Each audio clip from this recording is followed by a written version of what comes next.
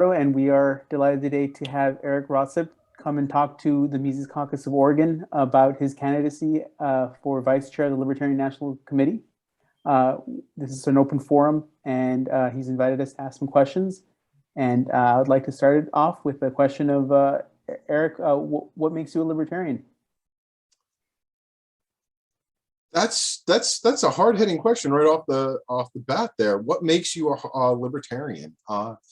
Well, first of all, I believe in freedom. I believe in everyone's ability to decide their own future. I believe in every individual's ability to decide their fate.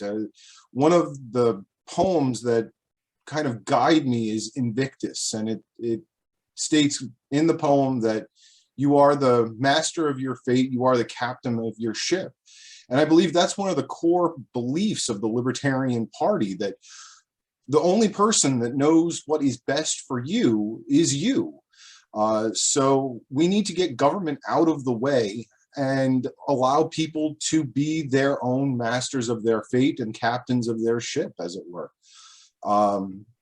Obviously, you know, I'm also very economically minded. I came from the Republican Party at one point.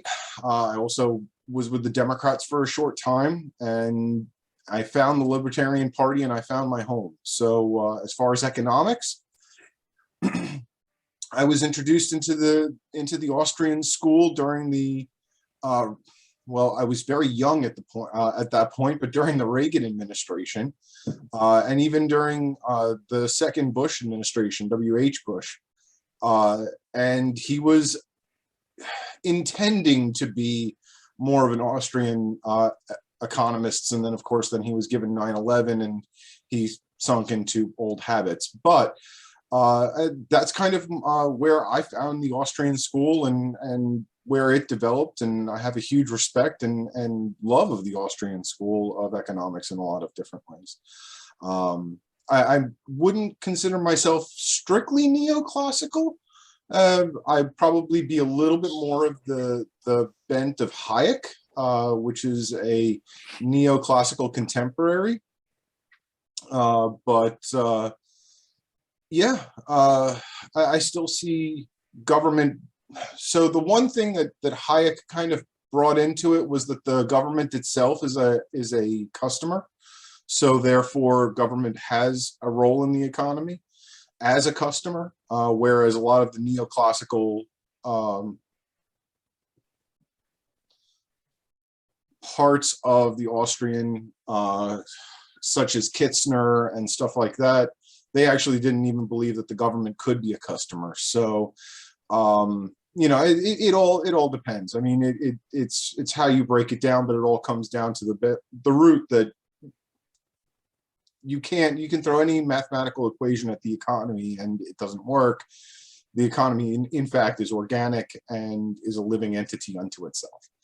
And to use math to define life usually doesn't work. But okay.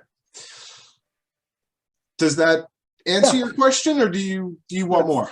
That's good. And I'll open up so other people can ask questions, and we'll circle back. Sure. Well, I guess I would like to ask Erik, what is your background, your non-libertarian background? So we'll go through the work history, I guess.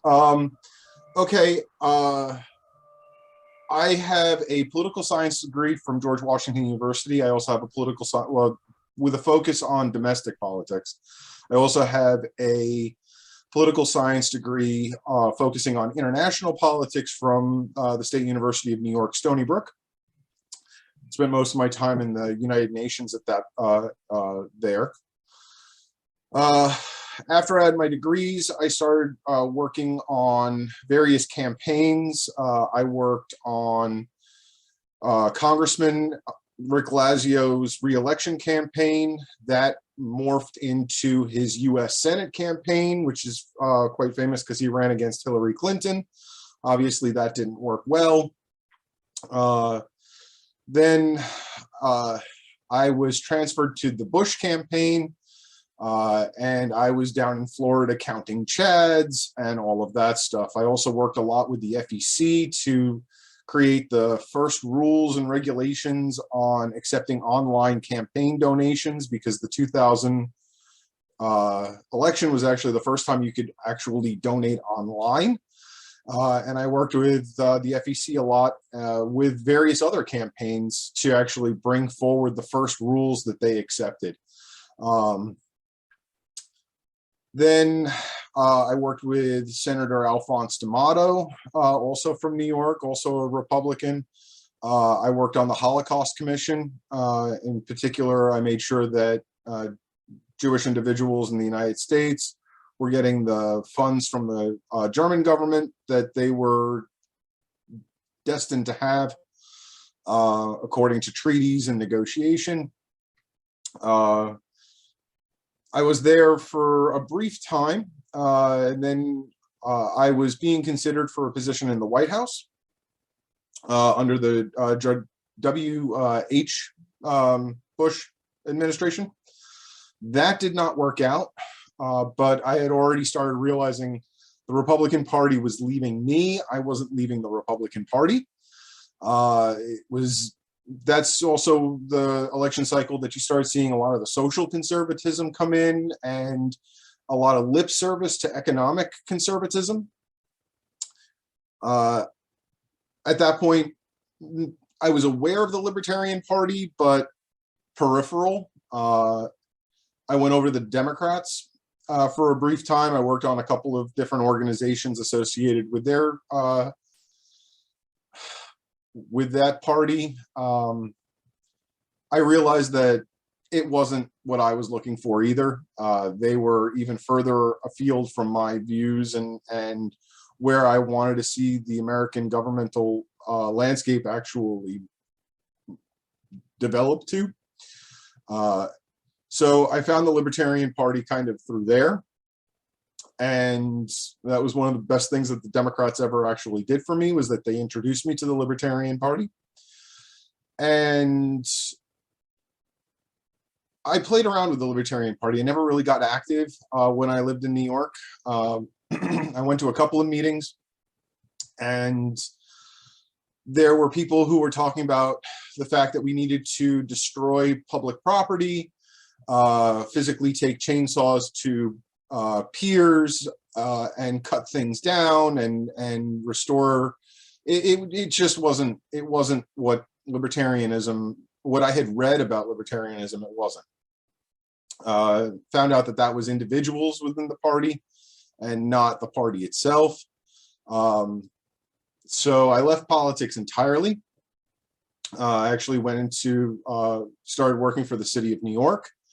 9/11 happened. I went into the Army, was there for a couple of years in military intelligence, left military intelligence, tried working corporate intelligence, found out that corporate intelligence is nothing like military intelligence and absolutely is just ridiculous and guessing at what the competition is going to do with very little or it was guesswork. It was not anything that I was prepared to do or wanted to do.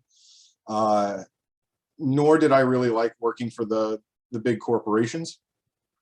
But I continued to work for the big corporations, got out of corporate intelligence and started working corporate operations instead. Started working on online retail sales, got partnered up with a company called Golfsmith. They're the ones who moved me down to North Carolina.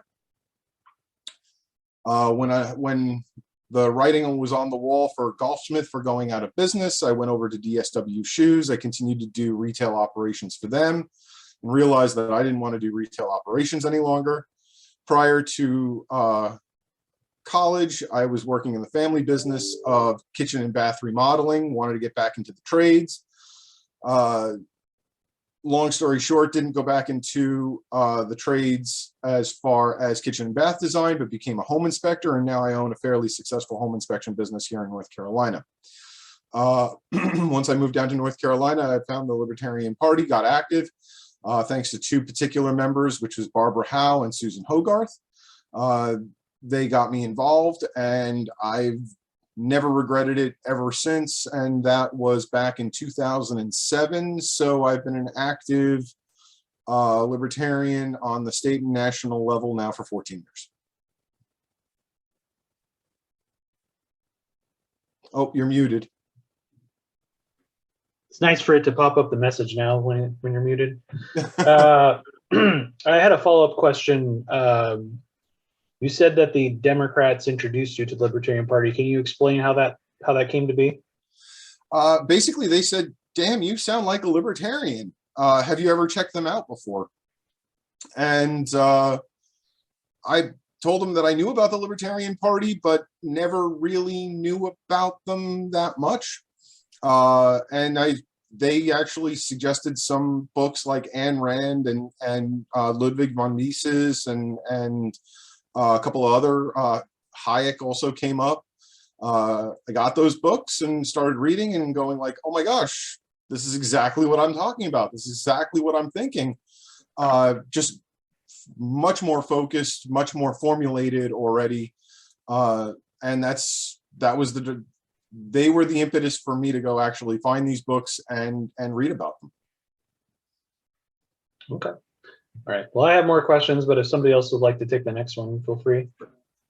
Yeah, I have a question.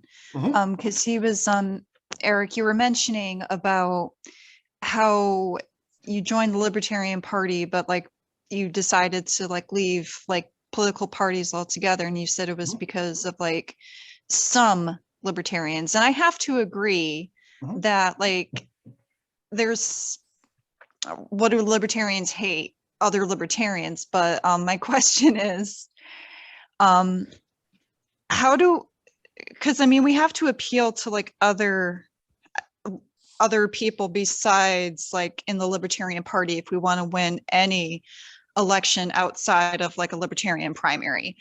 How do you propose to, without giving up our principles, because we're the Mises Caucus, we're not going to like, suck up to people like the pragmatic, but how do you show that we have our principles, but while appealing to other people outside the party? I don't know if I phrased what I wanted to say right. So you can pitch a message and never lose your principle. You can pitch a message and never lose the content. There's one example that I give quite regularly when this question always comes up. And I go back to the car industry. And everyone wants to say that they have a durable product. And everyone wants to say that their product is going to last for a long time. And that's the principle that they're trying to get across. So if you look at Ford or you look at Dodge, and they talk about all of their awards that they've won, and they talk about all of the accolades that their vehicles have won. And that's really a very targeted message to an individual who typically is considered a conservative. If you look at Subaru, which is considered a liberal brand and a product that a lot of Democrats buy, they don't talk about their awards, but they talk about how their children are going to be inheriting this car. Well, the principle is the fact that they still have a quality product and it's going to last a long time. But how they're presenting that message is vastly different for the audience. So never lose your principle, but you have to know the audience that you're speaking to make sure that the message resonates with that individual. I would never want the Libertarian Party to ever lose our principle. We are the party of principle, but we definitely have to pitch our message to make sure that the people who are listening to our message are hearing it. Because if we're not talking in their language, it's never going to go anywhere. Thank you.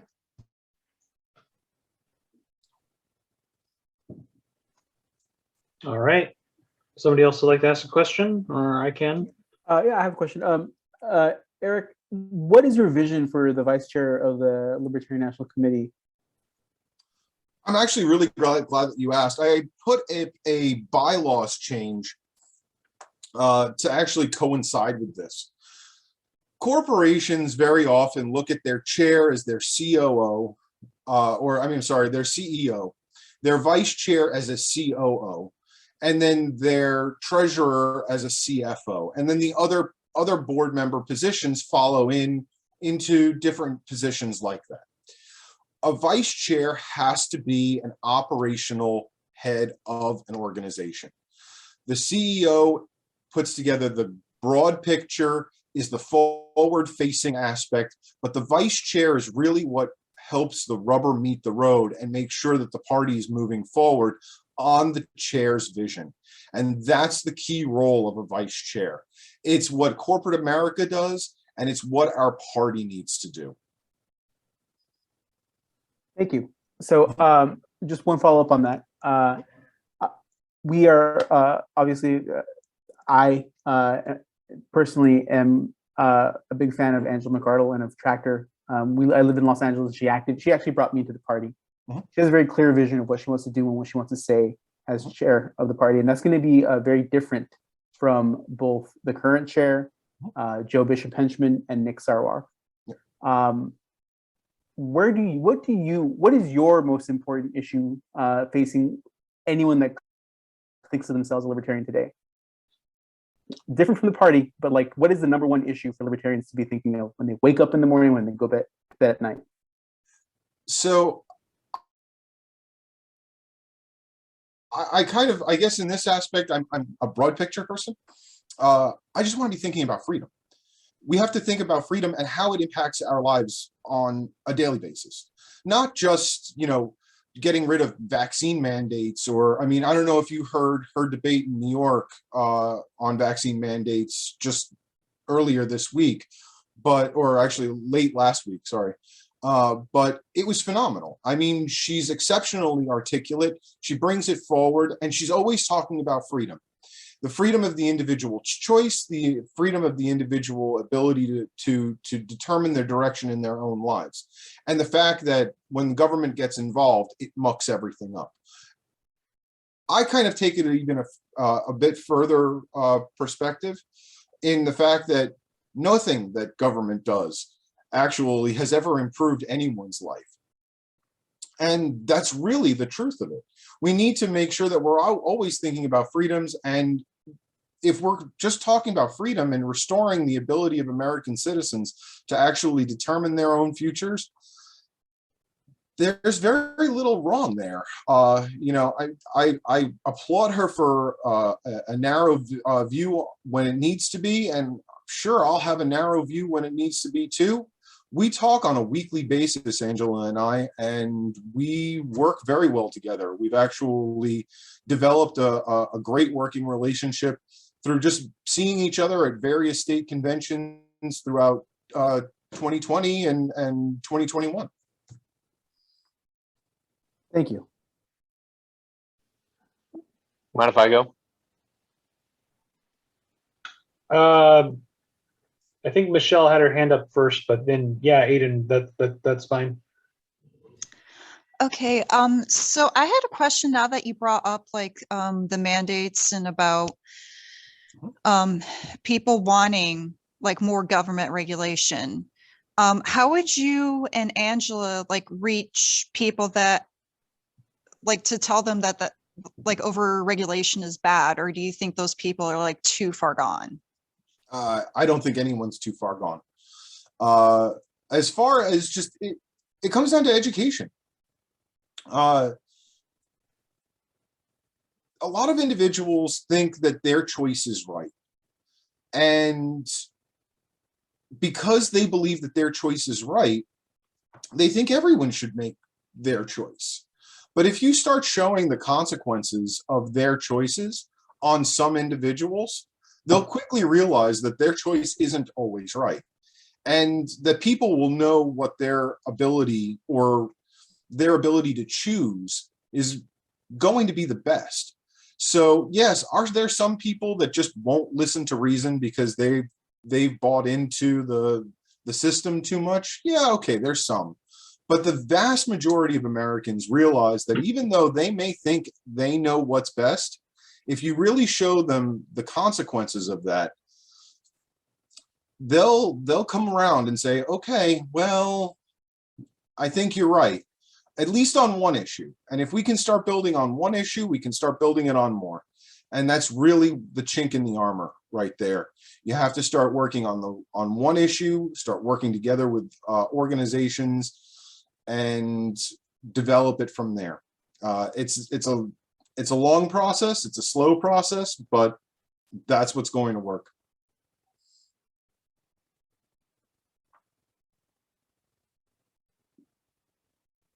Thank you. Sure. Sorry. I think Aiden had the next question, and then we'll go to Eric. I did not. You can pass on. Sorry, what? It was me. Oh, Eric. Sorry. Okay. Eric can take it. I don't have any questions. All right. Sorry. Go ahead, Eric. So Eric, excellent name, by the way, even though you spell it wrong. I was thinking the same thing about you. So my question is, we've had a lot of drama going on the LP, and what structural changes would you recommend besides what you've already submitted to improve that or make sure it doesn't happen again? That's a tough one. Being a libertarian, I don't want to see a lot of hard, fast rules and regulations, but there's been a lot of interesting politics going on this LNC. Trust me, I didn't sign up for this. And there's a lot of people that think that I'm absolutely batshit for, sorry for swearing, but batshit crazy for wanting to run again. But I don't think my usefulness to the party is done yet. I don't want to see a lot of rules, but there have to be more voices of common sense, and there has to be a better interworking of the group. I don't want secret email lists, but we have to have team building as well on the Libertarian board, and we never did any of that. We have to develop personal friendships, not just professional relationships. So there was a lot of loggerheads that kind of built up very quickly on this board because we never actually regarded each other as co-workers. We just kind of floated off into non-existence. So I think we definitely need to do something like that to create an interworking relationship on the board. I hate the things that have happened, but I don't think putting rules and regulations, making sure that stuff like this doesn't happen again, it's going to tie the hands in a way that should never be tied. Just like I don't want to get involved in state's business unless if it's absolutely necessary. And when I mean necessary, I mean necessary. I don't want to tie the hands of the LNC either. That's not going to work out well, if that makes any sense. But what has happened is because the board was diametrically opposed to itself at its formation, to be honest. There was no middle ground other than myself or one or two other individuals, and everyone else was on the wings, and it made the board untenable from the beginning almost.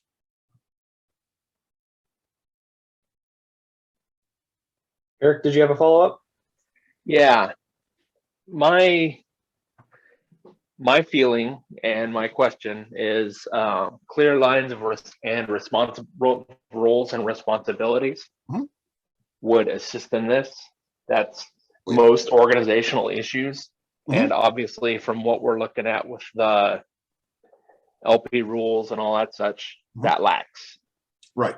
And I totally agree with you. And that's actually why I submitted that bylaw.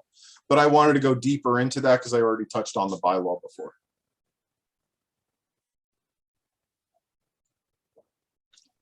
All right. Well, I have a question, just to address, the obviously the political faction kind of elephant in the room. Mhm. Of course, we are all Mises people here on the Zoom tonight, and obviously we have stated goals and principles that kind of drive our membership and our activism. Mhm. What would you say are common values you share with the Mises Caucus, and maybe what are some that you don't share? Well, I mean, I am a Mises member. I'm a monthly donor to the Mises Caucus. Every single month, I'm on the phone with Heiss at least 2-3 times a month. We talk strategy. We talk, points of all different types of stuff. Do I agree with the Mises Caucus in every single aspect? No, I don't.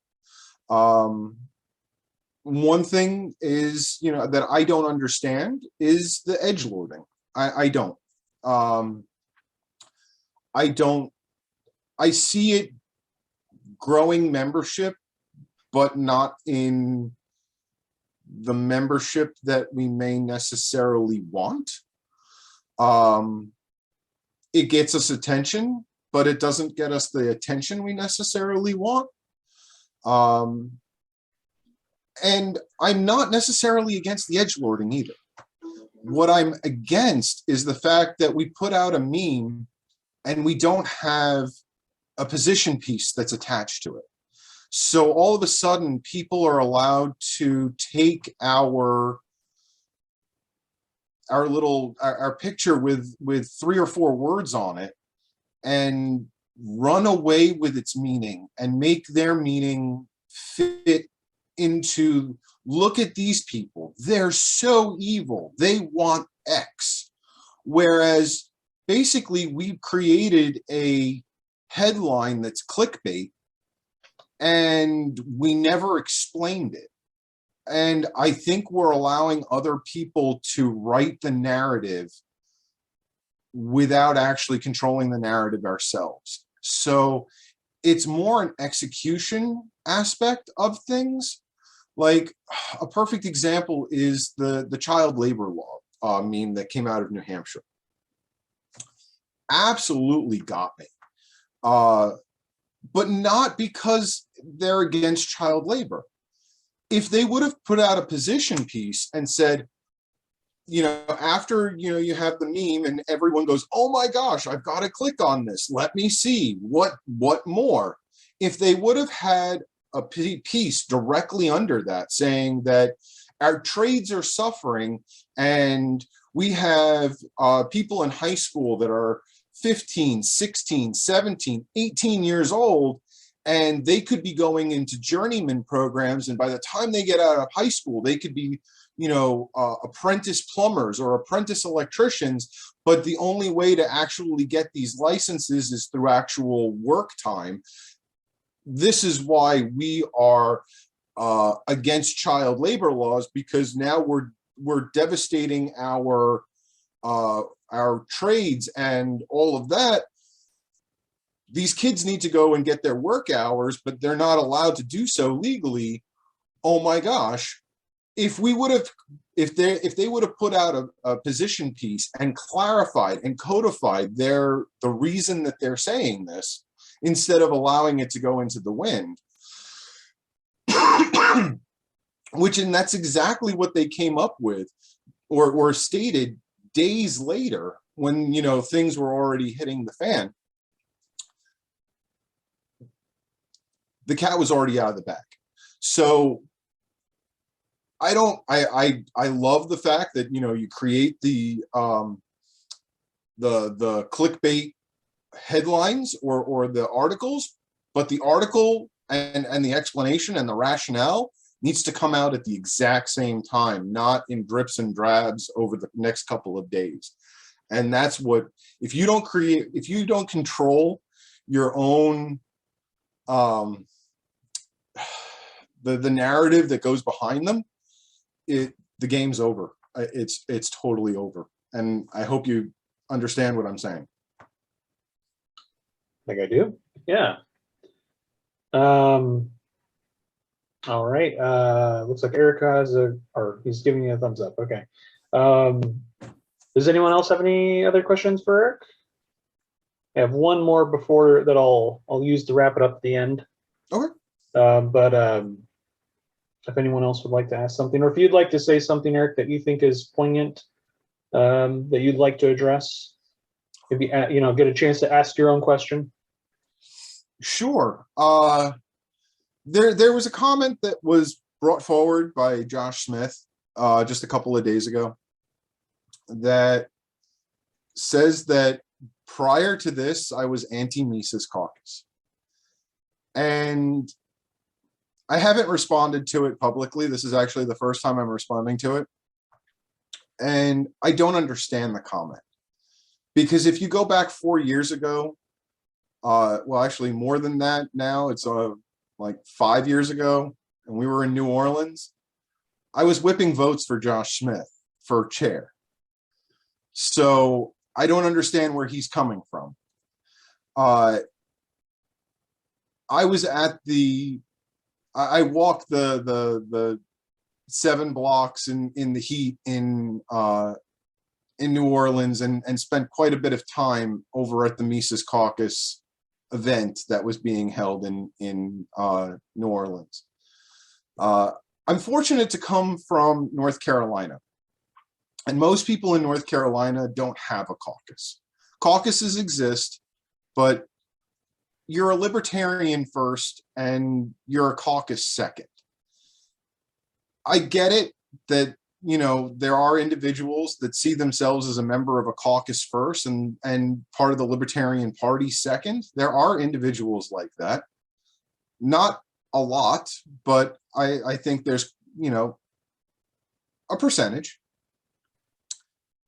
And I don't see myself that way. I'm a libertarian first. I'm Mises. I'm radical. I'm pragmatic in some ways. Everyone is a conglomeration of many different schools of thought inside the Libertarian Party. It's one of the wonderful things of the fact that we're a big tent party. In fact, actually, I don't even like to call us a big tent party. We're a big family party. And that's very evident by the fact that we can fight amongst ourselves very, very well. And who fights amongst themselves better than a big family? The thing that we need to remember, though, is that at the end of the day, we're still a family and there are bigger fish to fry than each other. All right. Thank you for that.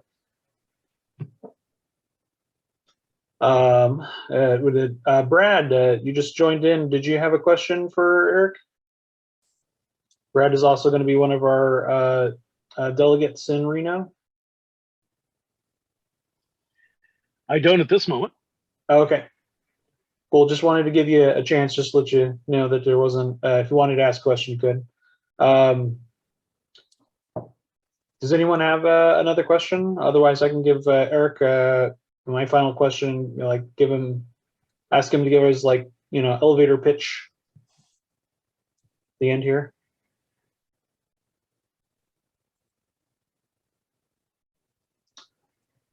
All right. I guess, Eric, my final question is, what is an issue that you've had throughout your entire adulthood, or do you have an issue that you've had throughout your entire adulthood that galvanizes you, that gives you a lot of energy, that makes you want to be politically active and get something done? Is there a particular issue that motivates you? I wouldn't say it's a particular issue, but what it is the fact that I'm first generation. My father defected from the Soviet Union, And I have actually the unique experience, or almost unique experience, of going to the Soviet Union before it fell. I saw communism in its heyday in the Soviet Union. I don't want to see that in the United States. I don't want to see individuals standing online for hours for not knowing if they're getting toilet paper or sausage.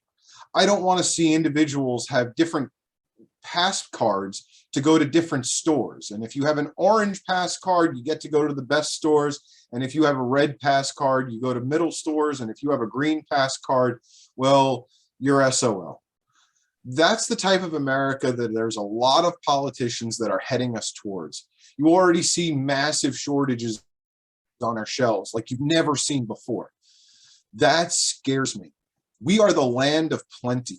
There is no reason we should ever have any shortage unless if it's a natural disaster. And COVID and all the things that they're pointing their fingers at right now is not a national disaster. This is a national hiccup at best.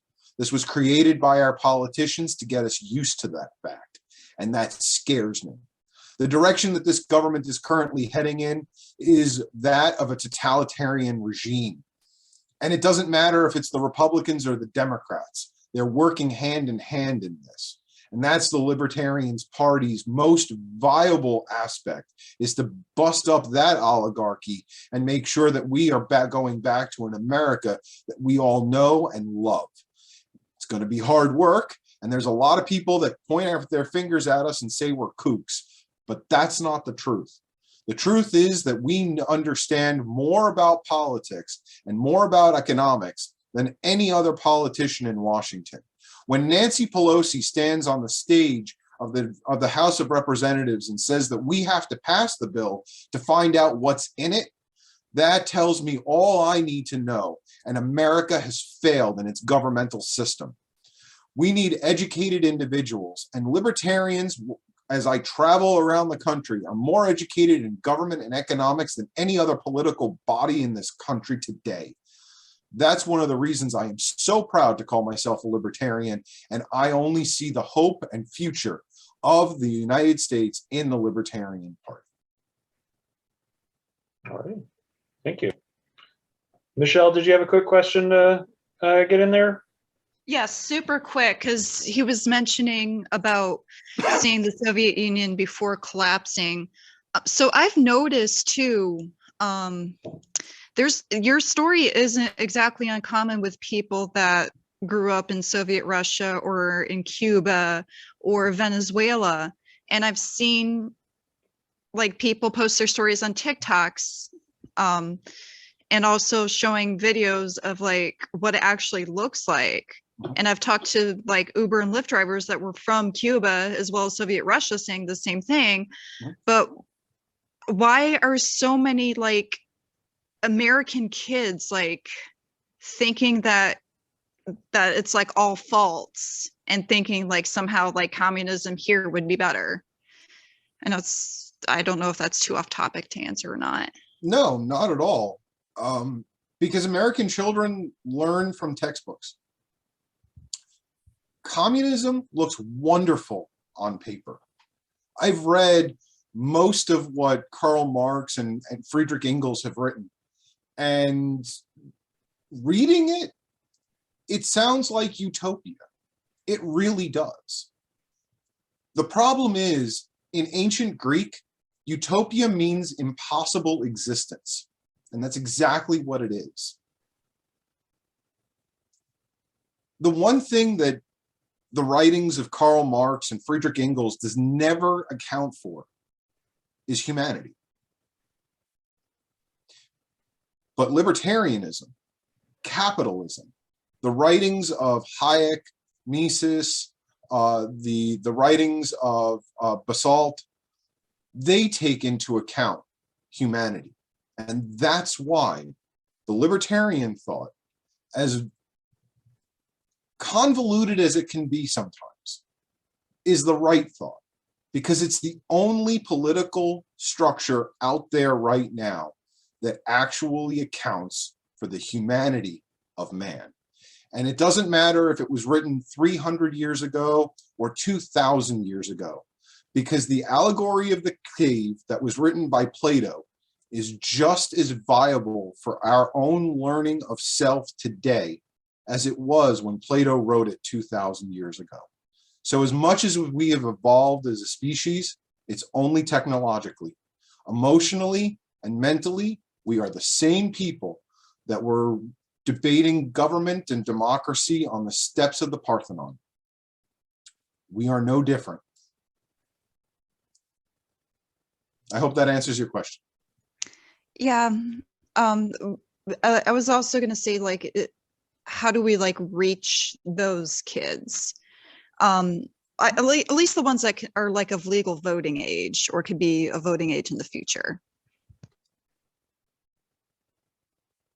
I think a large part of it is going to be education. It's going to be talking. It's going to be running through scenarios.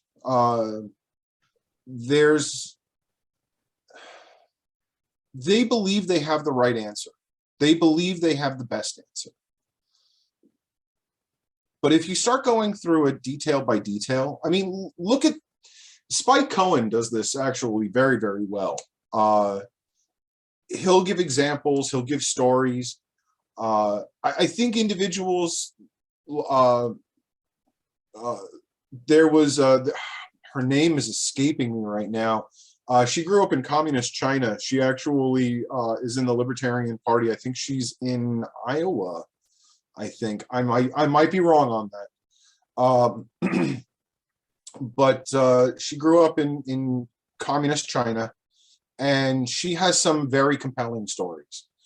And that's one of the things that reaches the youth today, is just personal experience, personal stories, where there is a connection to self. And those are the types of things you'll never win them with facts and figures.